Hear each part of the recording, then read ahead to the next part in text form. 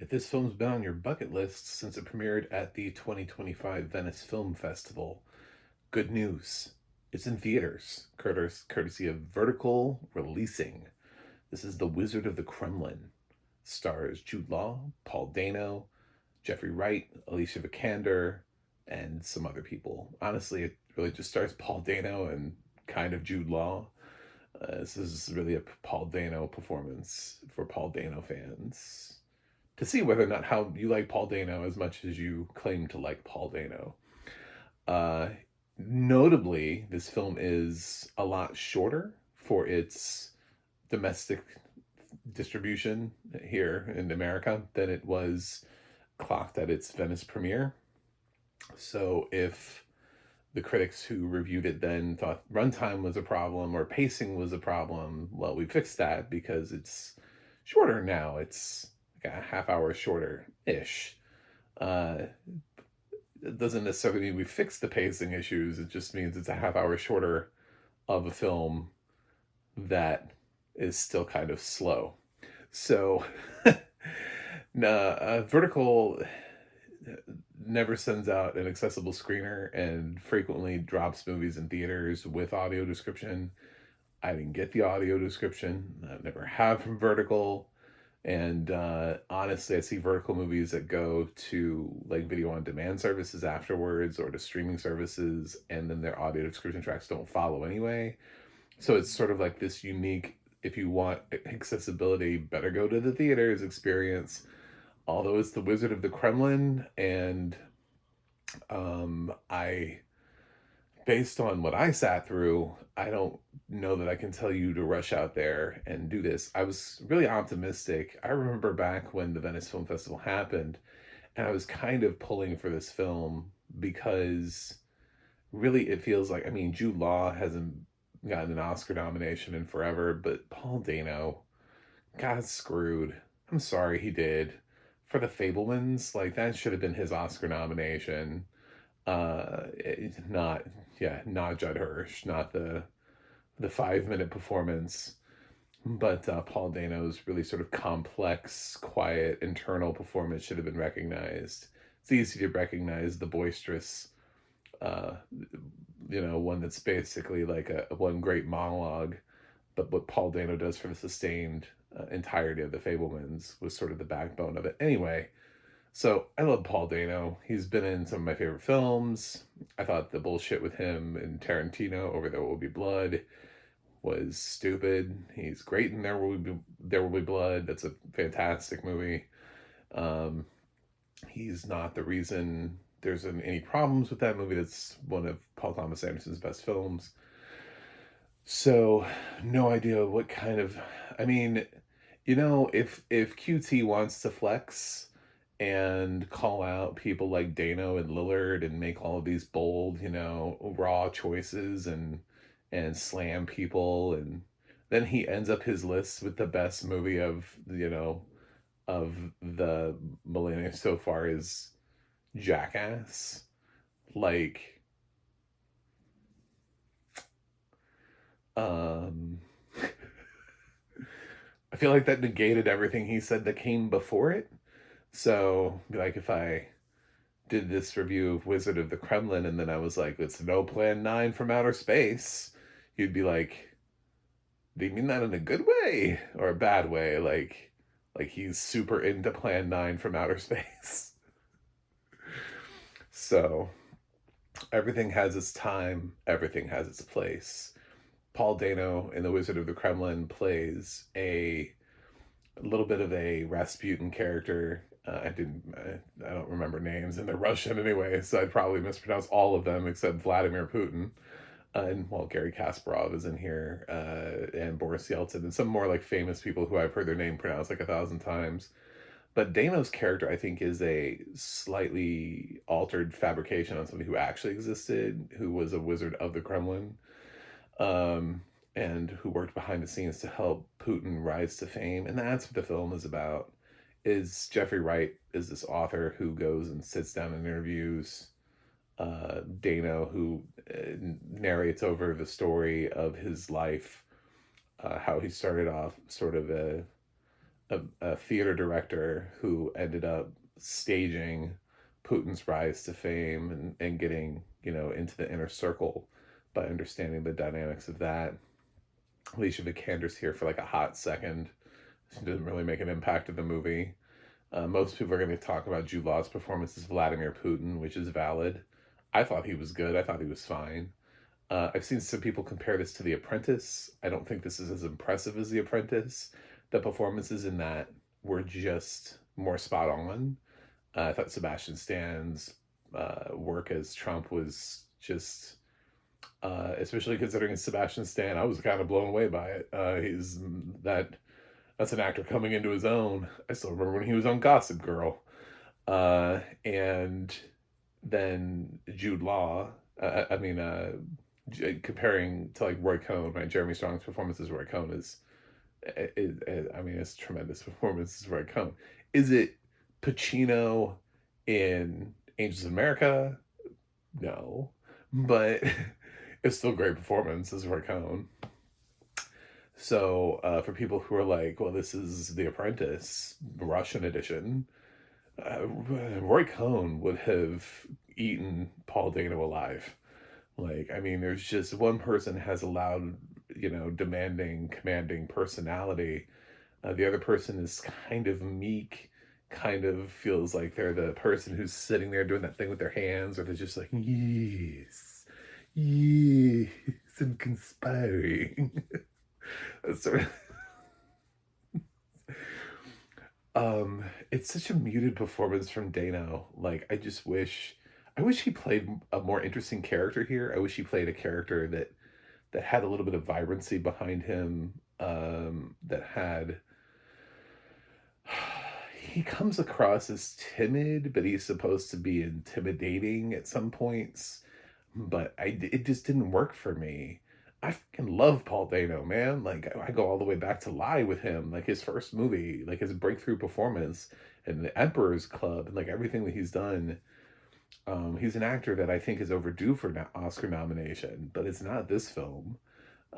So I kind of understand why it's being dumped in this weekend, because the biggest film this weekend is Obsession, which is a $1 million Focus Features release. So the weekend does feel kind of open. So I'm not going to begrudge Vertical for dropping Wizard of the Kremlin in May, even though it's kind of a weird spot for Oscar baiting movies. But it's not going to get nominated for an Oscar, so where do you put it? You got to put it outside Oscar season, because if you put it inside Oscar season, it's going to get clobbered by the actual contenders.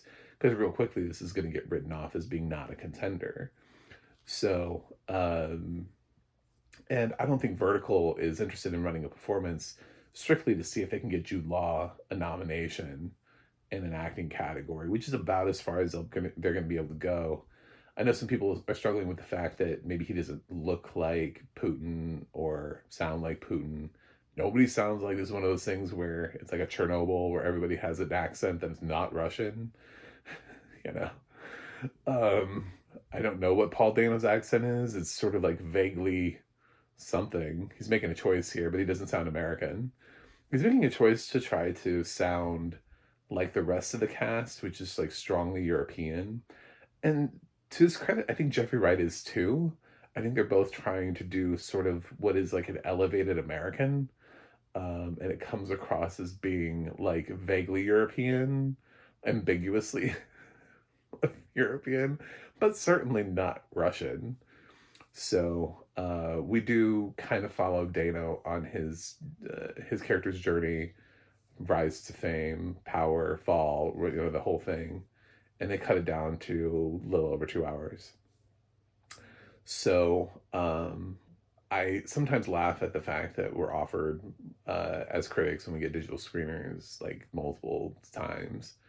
The highest one I've ever seen was 25, and I thought that was hilarious. I was like, I'm not watching your film 25 times just to review it, but thank you.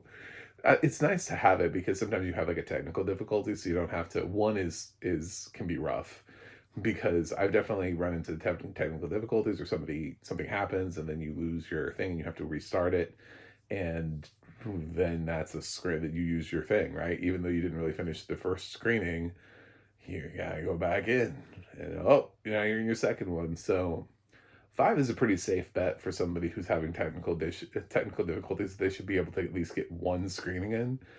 So for me, what's factoring into my grade, I'm always honest. If you haven't subscribed to my channel yet, this is me. This is what you get. Blind film critic, talking about films from the completely honest, open perspective. I fell asleep. I fell asleep during, and I had time, so instead of like watching a second movie that day, I just played Wizard of the Kremlin again. I just, I went back. I was like, oh god, I gotta get through the film again, and so yeah, I used two viewings. I'm sure that if they went back and looked at the stats, they'd be like, did he love this movie so much he watched it back to back? And I'm like, that's not why I watched it back to back. But to be fair, I think I was kind of tired going into it, and it just wasn't exciting enough to keep me awake. So that's sort of the thing. If I had a note for anybody, if you're tired, don't go see this. Uh, it's, or maybe you do. Maybe if you're having trouble sleeping, maybe ambient and film ambient is a good thing. The pacing's not really there. This isn't as exciting as it. I keep seeing this referred to as a political thriller, and I was like, I was never thrilled. I was never thrilled. I was occasionally intrigued by the historical perspectives, the ideas, the parallels to today's society. I mean, we're still actively letting Russia occupy Ukraine because we don't know what the fuck to do with that. Like, this absolutely does bring up like Crimea and that whole thing as part of the grand scheme of Putin's, well, the Russian journey, or I don't know, whatever.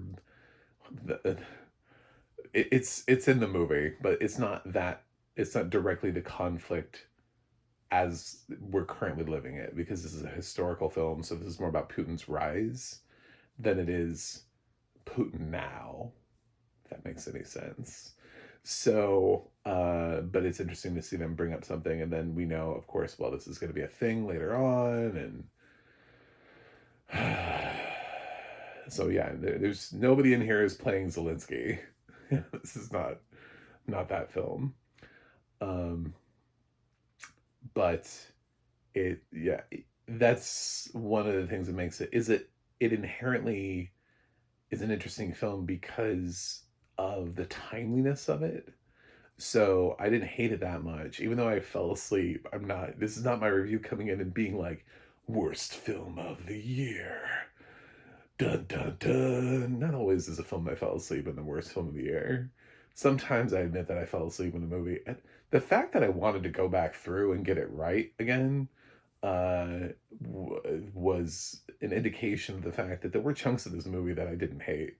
So I just wanted to make sure I got a more accurate understanding and depiction of the film, been figuring out like where this film is. The last time, at least the last time I remember I fell asleep in a movie, was Young Woman in the Sea. And I laughed about it because she was swimming so damn much in that movie that I fell asleep and woke up and she was still swimming. I dozed off for like a short, I don't know, like a cat nap, like 15 minutes or something. And she was doing the same damn thing. When I fell asleep, I was like, how long has she been swimming? So she's still crossing the English Channel. My God, this whole film. So at least here, when I did it and woke up, I was like, oh, we're in a different place in the movie. Oh God. So, yeah, I went back and gave it the time of day that I felt like it deserved, because it's got actors I like, and it has that historical journey that you feel like you want to piece together. And like I said, it's got these historical figures. It's got more of them, I'm sure. I'm not that up on Russian history. But yeah, it clocked Gary Kasparov, and who Dano's character says is when he's introduced to him, he's like, yeah, chess players don't make great politicians, something like that. Um, like he was not really super excited about giving Gary Kasparov the time of day, but whatever. Uh, and the conversation with Boris Yeltsin where he's like, "Yeah, I am not coming back." But it's a warmer and gentler Russia. No, it's not. So, yeah, I didn't hate the movie. Like, I'm not mad at it, but I didn't like it, and I can't recommend it. Like, I can't functionally find a reason to say you should see it because blank. Like, the closest thing I can come to is you should see it because of Jude Law, but it's not a strong enough reason to tell me for me to tell you to get your ass up off the couch. It's a strong enough reason for me to tell you if you find this on a streaming service and you're curious, by all means, if it's at no cost to you and you're already subscribing to something and it's, you're not losing anything by doing it, then sure. I mean, it's worth that kind of a watch. It's interesting enough, and there's a historical element to it that it's not like this film is devoid of any purpose or personality, but in the world of film recommendation, of sitting here and going like, is this worth fresh? Is this rotten? Should you make a trip to the theaters for this? No. Do I feel like audio description would have changed that? Probably not, because honestly, the one of the indicators to me as to I get a little uncomfortable with films when I know that there is an audio description track and I didn't get it for my thing. First of all, Vertical with the way that they put things onto home makes it really hard for people to see it later on. Like, I still haven't I reviewed Dead of Winter last year that they put out, and somebody reminded me afterwards, like, "Oh no, this film actually has audio description." I was like, "Oh well, I just assumed it didn't because I asked for an accessible audio description track. Stupid me." And so ever since that point, I've seen films that they've dropped onto streaming services that had audio description in theaters, but didn't have it when they put it onto the video on demand platforms for us to be able to buy or rent, or and then when they drop onto like HBO Max. So they just disappear. So if they're not going to continue them, then I'm not as engaged to try to track it down for this like limited engagement experience. So yeah, because I don't know where it's going to be this thing never to be heard from again, or maybe it'll be the film that gets finally passed. I don't know, but it also has a narrator in Paul Dano, and in the beginning, Jeffrey Wright is talking quite a bit. So leading up to the whole like getting to Paul Dano, but then it's like a lot of well, let me tell you, because it's like an interview, like they're sitting down and talking about this time together. So there's a lot of talking over things, and then you have the scenes where there's actual dialogue. So it's one of those films where because you have in-film narrators, they take up a lot of the description time anyway. I'm not saying this film would be void of audio description. I'm just saying that this is not a film where there would be robust audio description anyway. It's not a film that is driven by long pauses of people pondering and staring off into space and quiet sequences where people are just walking around and nobody's talking. It doesn't do that. So I feel pretty good about where I'm at. I don't think it's a terrible movie, but I also don't think it's a great one. I'm going to give The Wizard of the Kremlin a 5 out of 10. Thanks for watching. Thanks for subscribing. I'll see you guys on the other side.